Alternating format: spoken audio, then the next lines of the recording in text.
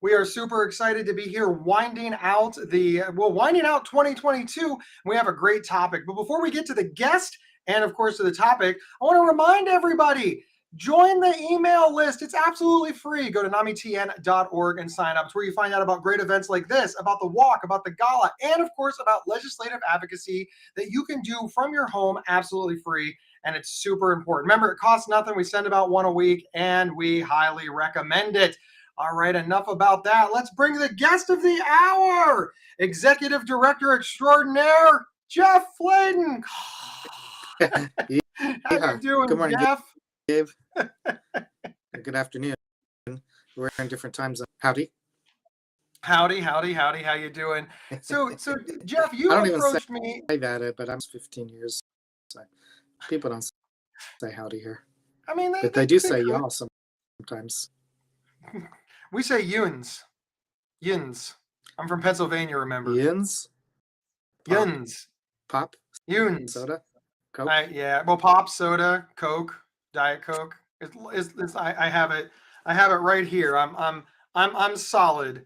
No matter what you call it, as long as it's Diet Coke, I'm going to be good. Now, Jeff, you had the idea to do the attitude of gratitude, what we as mental health advocates are grateful for in 2022. Explain the topic. Like, what are we going to be talking about here?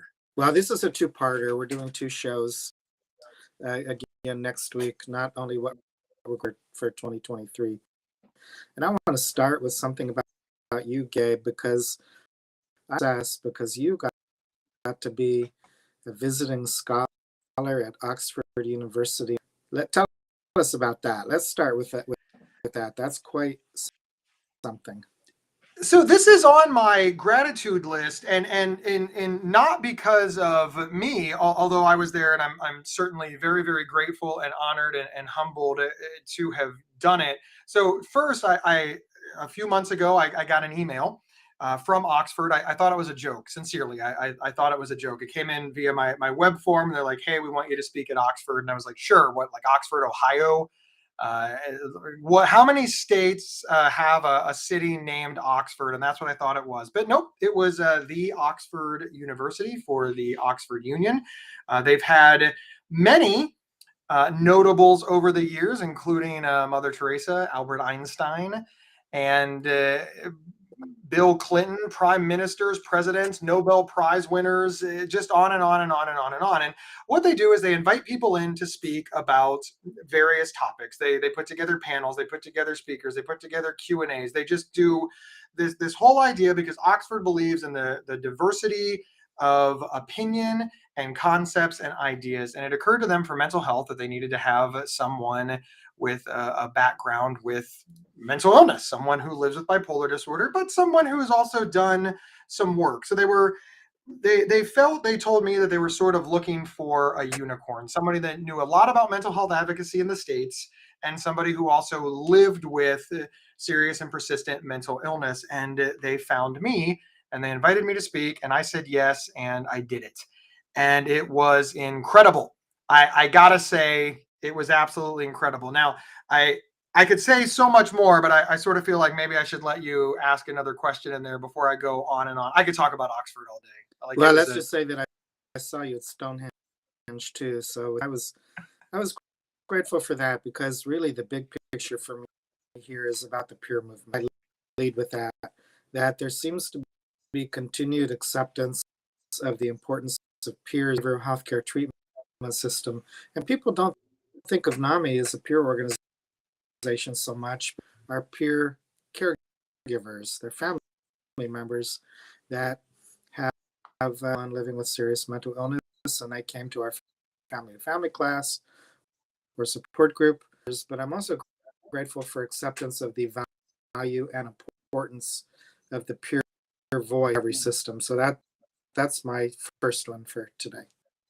So it's mine too. I was raised by a Teamster. My father is a retired semi-truck driver, and he's a union man. And he was in the union from the time he started driving the 18-wheelers all the way till he retired. And unions, depending on where you are, they get there's all this controversy surrounding them. And one of the things that my dad always got hit with is people would walk up to him and they'd say, "You're so pampered. You're so lazy. You get $25 an hour for what I get $20 for. You don't deserve your 25. You deserve a pay cut down to 20." And my dad would always look at them and say, "Well, no, you deserve a $5 raise. Why is the solution to this inequity that I make $5 less? Why is the solution to this inequity not that you make $5 more?" And this was something that befuddled my father and still does to this day. And I was raised with him saying that all of these other drivers who are complaining about how much I make, my dad would say, deserve more money. But what they always wanted to do was pull my dad down rather than raise him up. And by dad, I mean union workers, Teamsters, etc.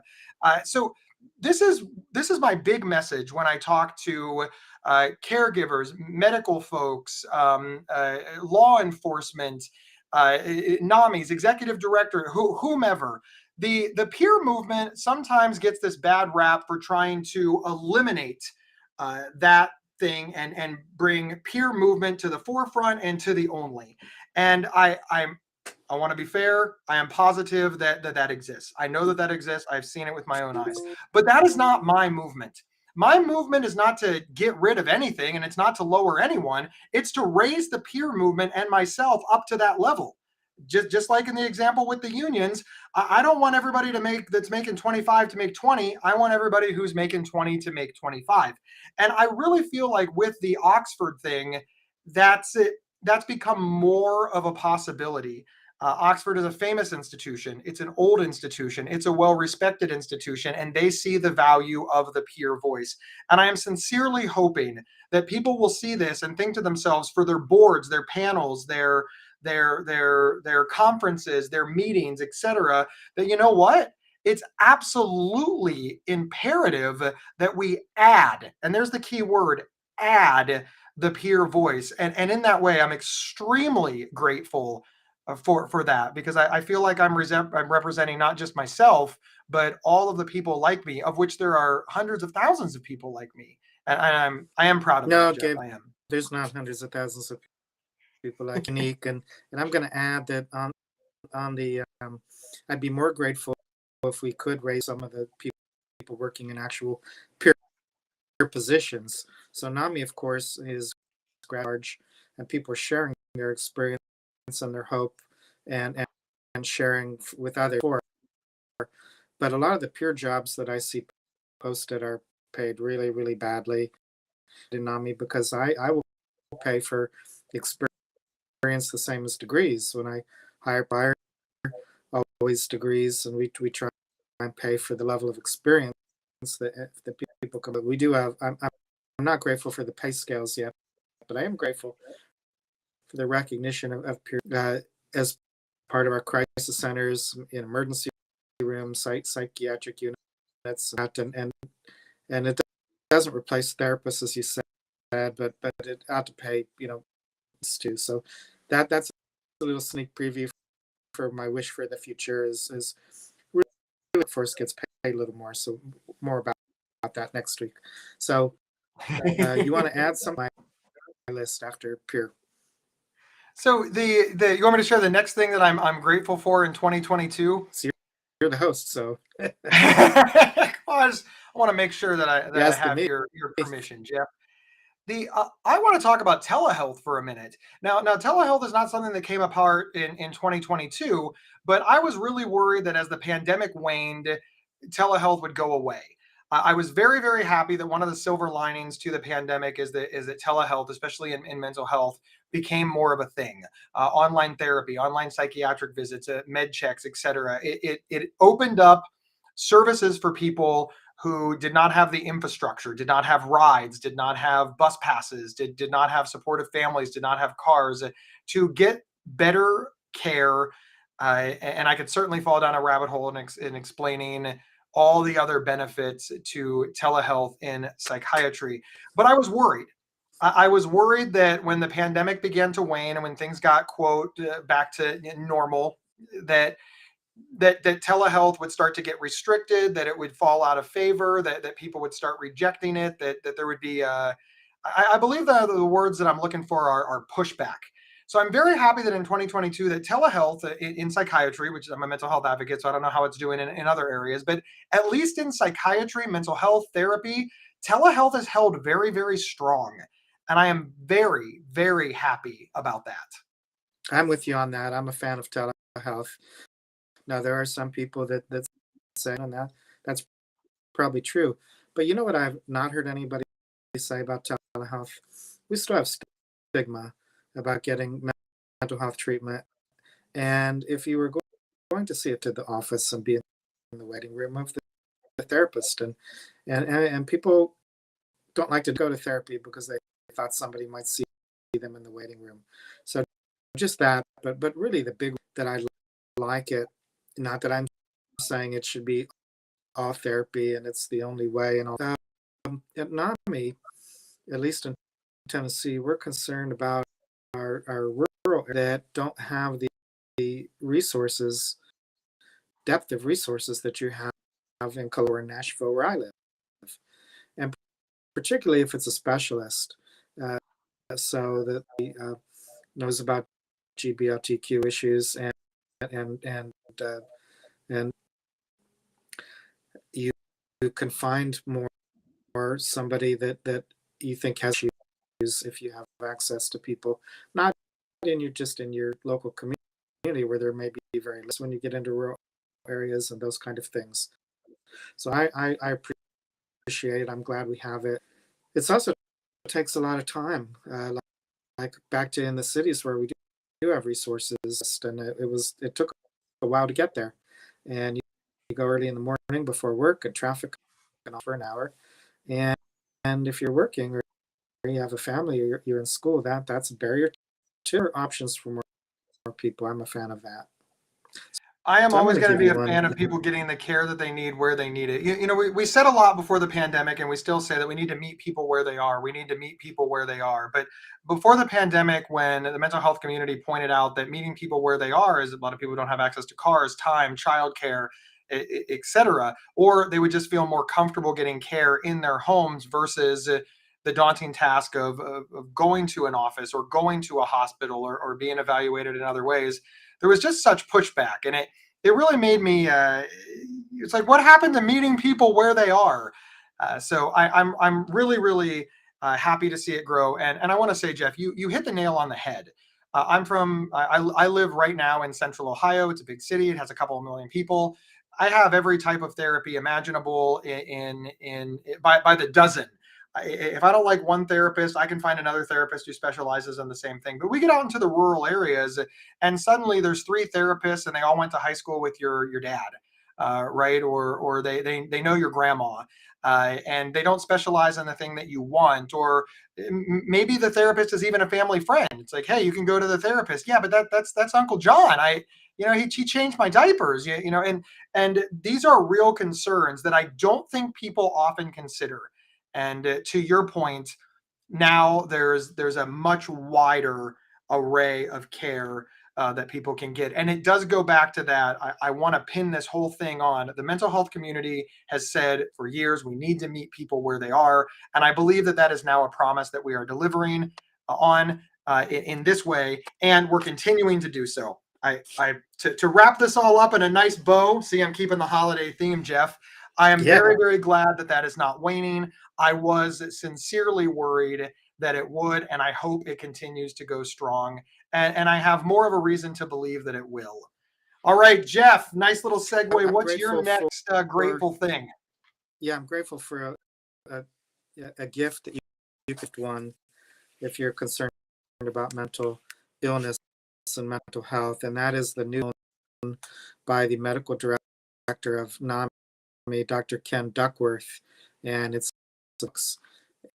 and You Are Not Alone has a whole bunch of interviews we've conducted with all kind of people, peers, psychiatrists, all kind of voices. There's also some real practical guidance and mental health conditions can and holidays can feel isolating too. But he really means it. I know Dr. Duckworth. I've heard him talk about it. I'm not in the book, but a whole bunch of people are, and your list, if you've got somebody that needs to know about living with a mental health condition, kind of struggling, that sometimes it's hard to find on your own. Therapy sessions an hour in a week. There's a whole lot more week left. Now there's other things like that, but I recommend the book. You Are Not Alone. Check it out. Dr. Ken Duckworth. I'm always going to be happy when people are writing books that are all encompassing. There's a thing that I say about my own book, which is I really believe that there's something in the book that will make you happy and something that will tick you off. And in that way, I feel very strongly that that's how you know that it's a well-rounded book, right? It's covering everything. It's not just preaching to the choir. It's not just telling you what you want to hear. It's giving you good information. I sincerely feel that it's different because I am not a doctor and Dr. Duckworth is. But I feel that his book fits that same mold where there's something in it that will tick you off and there's something in it that will make you happy. And in this way, we've got a 360-degree view as much as we can. You should never read one book and declare yourself finished and an expert, etc. Multiple books, multiple podcasts, multiple NAMI Tennessee at home lives is what's going to help you continue learning. But I like that about Dr. Duckworth's book. It's not just this one narrative the whole way through that completely agrees and validates everything that you already believe. It really makes you think. And I think this is a powerful thing. I think it's a powerful thing to be given information that maybe you don't accept immediately and that you feel uncomfortable with, but delivered in a way that is respectful and caring and allows you the opportunity to work through that. So I too, Jeff, recommend that folks read the book. There's a lot in there to learn. And there's a lot in there that you already know. It's both comforting and challenging at the same time. And I super, super like that it included peers. There was a point not so far back in history that a book like that would have come out and not included a single story about someone with lived experience. And I'm glad that we have turned that corner in a very dramatic fashion. And that to me is something that I'm also thankful in 2022. The peer voice does seem to be rising, and it is certainly risen in Dr. Duckworth's book. So it's You Are Not Alone, the first book published by NAMI. Just Google it. It's on Amazon, Mm-hmm. but it's also on NAMI National's website. So check And that NAMI out. has an assistant medical director, a companion book about youth and young adults, and we look forward to that as well. Lots of great stuff. Now, Jeff, I don't feel that any 2022 grateful list would be complete without mentioning 988. What are your thoughts on that transition? I'm excited about 988, and NAMI has had a role at the national to try and advocate for it to be the tool that we need to have a health care, a criminal justice response to a mental health crisis. It's not perfect yet. There's issues with a thing called geolocation, for example. It doesn't know where you are, and you might get connected to where your area code. My area code on my phone is New Hampshire because I used to live in New Hampshire, and I kept my same. And the text piece is not all up and running yet, but we're getting there. Work to do because it's not just taking the call, but it's also if people have more of an emergent nature that we get them help and like where possible a deflection from criminal justice and psychiatric hospital. If we can have more crisis services downstream, can be stabilized without a hospital admission, which can be traumatic, even if you're in handcuffs in a police car. So it's the start improvement, I think. And I feel really good in Tennessee about the effort that our mental health and substance abuse services has invested in and working with national partners and bringing in some federal money, which I'm grateful for as well, trying to answer the bulk of calls in state. And people have an option other than 911 response. Now we do have CIT, and we have some co-response and things. Majority of a mental health crisis call to 911 will result in law enforcement doing their assessment, and they're not trained mental health professionals. It's the start of something. I'm really glad. Uh, Most of us don't remember came along, but it took a while to really build it up to what it is now. So that's a date. So kudos to the people that really led the charge and asked, to those that have approved the dollars to, and we've got people that are taking the calls, and what I expect from that is compassioning and problem solving and linking. So it's a step forward. I really like that you acknowledge that it has a ways to go, right? It's not perfect. This is phase one of an endless number of phases, and I'm always fascinated. I think it's really important to point out whenever things don't meet our expectations, right? We've got to, in order to fix what's wrong, we have to know what's wrong. So I am in no way criticizing anyone who has pointed out the flaws of the 988 system as launched and the things that we need to fix. Super kudos to people for figuring those out so that we can get them fixed. But I want to turn to the group who thinks that, well, this is proof that we shouldn't have done it, or that it's bad, or that we shouldn't use it. I don't think that that's really in the best interest of the mental health community. As someone who lives with bipolar disorder, I see a lot of potential in this. And I do see it as moving forward, using technology to help us and starting to get the ball rolling. Rome wasn't built in a day. My house wasn't built in a day. Nothing was built in a day. And everything when it first starts is different at the end than it was at the beginning. So again, Okay, I please think keep it's pointing out the flaws. I think that's a good thing, but but let's let's follow up not on throw the baby out this with the part. bathwater. Yeah, let's follow up on this part. National media articles in the same story repeated over and over, different places. It means police are going to come to your house, for example. But are you hearing that from people, the personal experiences? Because I've not heard those horror stories in my state. So I have heard the horror stories, and I understand why they're concerning. Nobody with serious and persistent mental illness, speaking as someone who lives with bipolar disorder, it terrifies me that if I'm sick, the police are going to come and help me. Just as if my house was broken into, I would be equally upset if a doctor showed up, right? If I called 911 because a crime was committed against me and a therapist came, I'd be like, what's happening? I need the police to investigate the crime, to stop the crime, to prevent the crime, and I'm getting a therapist. I understand it's messy, and I know we don't have time to go into it here, but one of the things that the media keeps hammering over and over again is that if you are sick and you call 988, the police will come and arrest you. And that makes me sad for two reasons.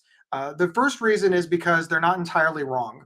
It is certainly possible that you could dial 918 or 988 because your loved one is in crisis, and the police do not have CIT training. The police do not understand what's happening. They see you behaving erratically, not following simple commands, and they do in fact arrest you, or it puts the person who is sick in the position of uh, inadvertently assaulting a police officer. If you're in public, you can commit that crime in public. It gets very messy very quickly. The police officer doesn't know how to handle the situation, misreads it, and arrests you. And of course, the line that the media takes is someone was in crisis, call 988, the police arrested them. And they don't tell the nuance of the story, which is what mental health advocates focus on. But it also bothers me because Let me, the majority of time people call 988, the police have training, therapists have training, everyone has training. And there are hopefully, we won't know for a year or two because this is what data is. You got to collect that data. But the goal of this is right now, people are calling 911 and that through line is happening. 911, the police come, people get arrested. So hopefully 988 is the solution to that. So well, focusing you're on the right, fact Gabe, that it happens is problematic. well, I want to clarify something here, but to people that are less with what's happening with 988.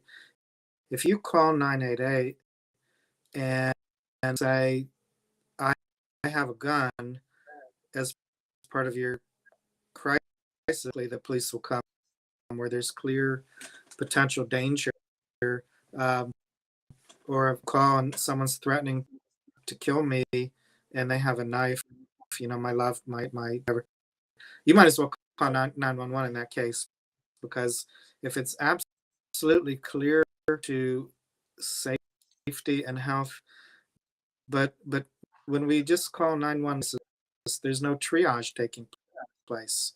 So it's just Correct. automatic police to kind of clear here to not give, false information. 988 is about triage, is how emergent is the crisis. So if you go on ER, and if you're having a heart attack, they take you right away.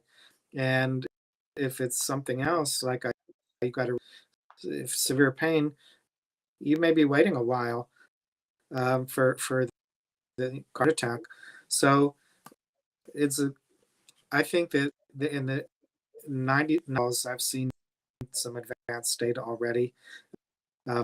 There's no response to the home phone and referral to outpatient care and all that. But if there is discussion of imminent, yes, there it's likely to be a law enforcement response, and it might be quick or a person there to call 911 anyhow. If someone's got a knife and they're that's a law enforcement issue. It's very, very difficult again because the sensationalism of called 988 and got arrested, of course, is you can see that it's sensational, right? It's a grabbing headline. It's a powerful story. This thing meant to help has failed, but what is missing is the nuance of those stories. Again, could you imagine if the headline was automobile industry has failed, someone died in a car accident, and that was the whole thing, and people believed it, and people started getting rid of their cars, and just, it sounds like nonsense because it is nonsense. The incidents of 988 that need to be corrected or worried about or concerns have been mental health advocacy points for literally decades. It's not a 988 problem, it's a societal problem that we're working on resolving, and I very much see 988 as a solution to that problem, and we're working on making it a solution, as Jeff said, with the triaging and knowing when law enforcement needs to be involved and when they don't. So I understand the concern. I understand the fear in the peer community, but we have to take a more holistic look that the goal and the design of 988 is to prevent this. And I think it is working. We will, like you said, you have advanced data that I don't have, but I really see it lowering the incidence of this, certainly not raising them, and they don't seem to be staying the same. We'll know more after a while, and I'm hopeful that the peer community and the mental health community sees the lowering of these incidents and doesn't buy into the sensationalism. But again, as of right now, at the end of 2022, with 988 being so new, I cannot conclusively say that it's lowered those incidents, but I believe that it is going to. And I believe you believe that it is going to as well, Jeff. So I think this is overall a good thing. I'm grateful for it. I don't care what anybody says. I'm grateful for 988. I'm grateful too, and I to be a learning system, as you said. So I'm looking over my list to talk about, and I think I'm going to go with something, if you can imagine that.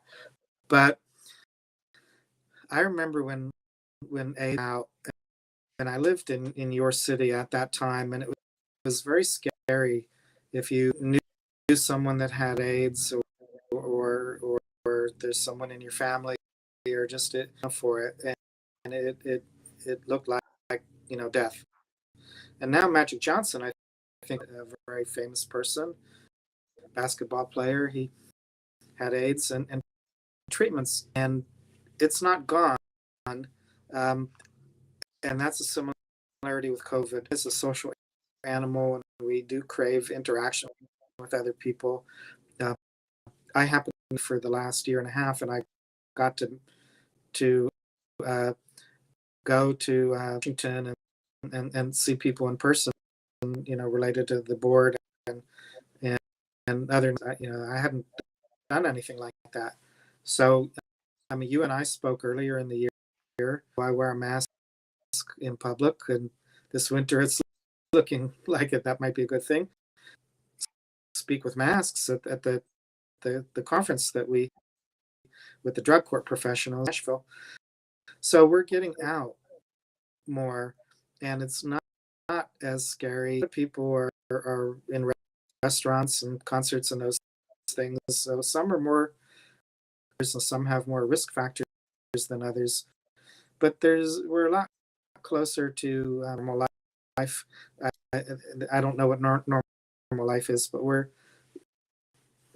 getting together for holidays. They're not totally isolating themselves in their homes. I wish it was gone, but we seem to have had some level of I think that's better for mental health. I think being home all the time. I mean, even though you've got Zoom and we've got the internet, can you imagine if it was before Zoom and internet? If there's Oh man. So that helped, and I thought with the internet, it was always going to be abilities that had a hard time getting out into a lot of society things for transport, lack of resources. So we've had those things, and it helps. Grateful that the vaccines seem to be helping, and the treatments seem. It's not that we're not losing people, but we're not losing as many people, and I'm hopeful that we'll continue to find better ways, or it'll burn itself out. But I've got some gratitude that it's not. I have a ton of gratitude that we're getting to what appears to be the end. I do the phrase that I'm starting to hate is new normal because I hear it all the time, but it's accurate, right? I mean, it's we're never going to go back to exactly how we were before the pandemic, nor should we. Things have changed. Society has changed. There's certain things I would like back. Uh, but you know, all in all, we've gotten through this as a society. We've had our differences. We've come together. We've argued, but collectively for our mental health, you've hit the nail on the head. I used to joke at the beginning of the pandemic that all my coping skills are now legal, or I'm sorry, that all of my coping skills were now illegal. Because you know restaurants were closed, so I couldn't go get a Diet Coke and you know diffuse. I couldn't go walk around the mall. I couldn't go people watch. I couldn't go to a movie and you know turn off my brain for a couple of hours and have escapism, right? And even new movies weren't coming out, so I couldn't even watch them at home. You know, television shows were on hiatus, so it was nothing but reruns all the time. I finally got caught up on everything that people had been telling me to watch for a while because production had stopped so much. So it just you know the escapism had stopped. Going to stores was problematic, and the big thing is you know I didn't see my grandparents for 2 years because it was unsafe to see them. It was one. I live in Central Ohio. They live in Tennessee. So obviously traveling from state to state would have involved an airplane. Obviously they're in the risk factor. I couldn't have social distance. Me coming from another state to visit them, they were you know over 85. So it was just a bad idea. So again, all of my coping skills, Jeff, were illegal. They were illegal. So I too can drive. yes, that is I'm so glad that we're ending on the pandemic is coming to an end because wow, that's the thing I am most grateful for that we are getting through this and our collective mental health will hopefully and I do believe will recover.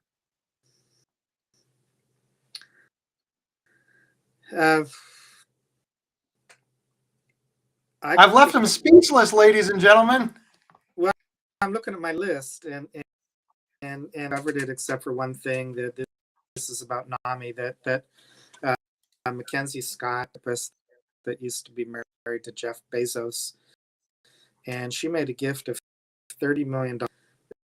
The national NAMI, not, but it means it's of the importance of mental health in a healthy society, and in NAMI and what NAMI is about.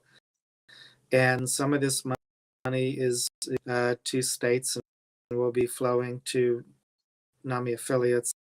and really invigorate our system, and hopefully will also result in people take advantage of NAMI classes and programs and support groups, but skill and talent uh, into the field. To a group of caregivers that are in a NAMI class or in a teacher training, I asked them, been struggling with having a loved one with a mental health condition, and they say many years. But when I talk to people also that took a class or support group, they say that the impact can be really immense, because as I spoke at the beginning, when I mentioned that having a mental health condition, it can be isolating. If you're dealing with depression, and I have, you don't really want to go around people. You want to tend to isolate. Um, um, if there's a crisis, family, it makes Thanksgiving and Christmas dinners a little more awkward. So sometimes people shy away. Sometimes they have friends that kind of don't understand. Then they become more isolated. So having resources within the NAMI world, I think, can only do good to society. Like you see corporations and media, and that more focus on health is part of health, and it's important. And I've always felt that the brain, and the brain is the biggest, most complex organ that we have. And physical things, if you're fortunate to live a while, there's things that happen with bodies. Why would the brain make sense? Uh, but it's this mysterious thing, because we don't have a blood test for it's like with blood pressure or diabetes. You can quickly get a readout and say, oh, hey, there's more society focus on mental health. I'm grateful for that, and I hope it continues. I completely agree. And huge. I mean, $30 million is it? On one hand, it's not a lot of money when we consider the mental health safety net, but it's $30 million that we did not have before. So I challenge all of the other billionaires who are no doubt watching this to put $30 million into the mental health system. And in fact, double it, triple it. You got to win. Billionaires are very competitive, Jeff. So we got to get all the other billionaires to double, triple, quadruple those gifts and send them all our way. Jeff, did you have a good 2022? I'm thinking how to answer. There were parts of it that were amazing. There's parts of it that I'm happy to leave. But every year people want to look back, and it's like, oh my God, that year's over. Let's start fresh. I'm going to close with my thought on that about the Ohio State Buckeyes, because that was me, and I know you're there in Columbus. So I'll just kind of say this, because it's sort of to conclusion for me. Ohio State was riding high, play Tennessee at the end of the football championship, and this year they stubbed their toe, and we're not playing Alabama either, which is big. In Ohio State was winning. They lost a game to Michigan, and people were counting us out.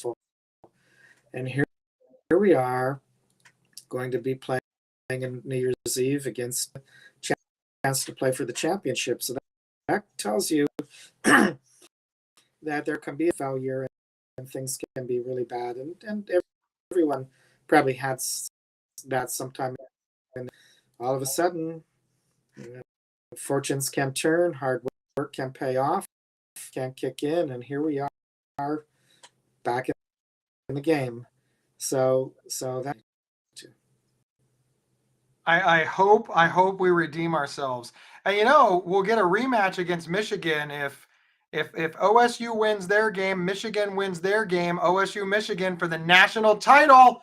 We gotta beat them, Jeff. We gotta beat them. I might be more excited. I'm less worried about that, but the idea that I hate to use the word failure. I mean, a loss coming back from a loss hurts. We mourn, we regroup, and um, that's the last 22 for me, that we've had some losses, and there's resiliency, and we regroup. And we do. Well, listen, Jeff, thank you so much, as always, for spending some time with me. Remember, this is part 1. Part 2 will be out next week, so I hope you check it out.